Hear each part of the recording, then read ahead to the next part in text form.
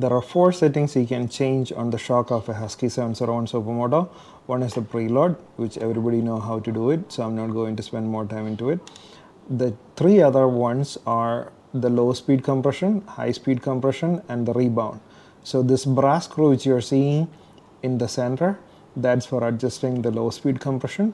The nut on top of it is a 15mm nut, that is for adjusting the high speed compression, but do not test the nut at the extreme out. The low speed and the high speed compression, that is not the speed of your motorcycle, that's the speed of how your shock works. Now the rebound adjustment, it's kind of hard to get to, but I'm going to show you where it is. See that brass button out there? That is where the rebound adjustment is. Okay, so this is the 15mm casing for the nut, and I have my extensions so that I can reach it from out here. So this is the setup what I have. So I'm going to put it on top of the nut.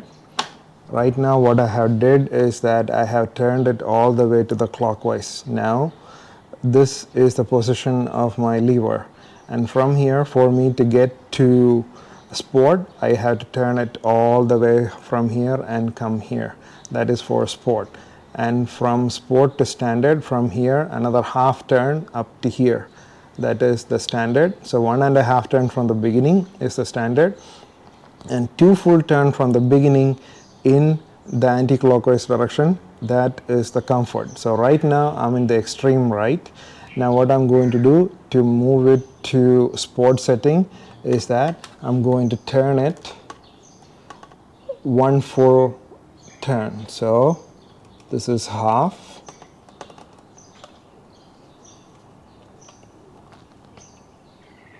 this is 1 full turn, that is for the sport. And for me to change it to standard, another half turn,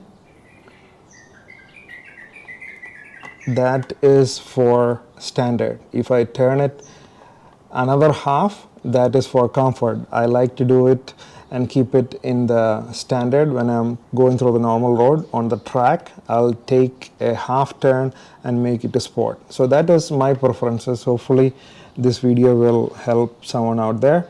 That's how I tend to do it. But if you have any questions, I'll put the owner's manual pages at the end of the video so you can go through it taking time. Anyway, thank you for watching.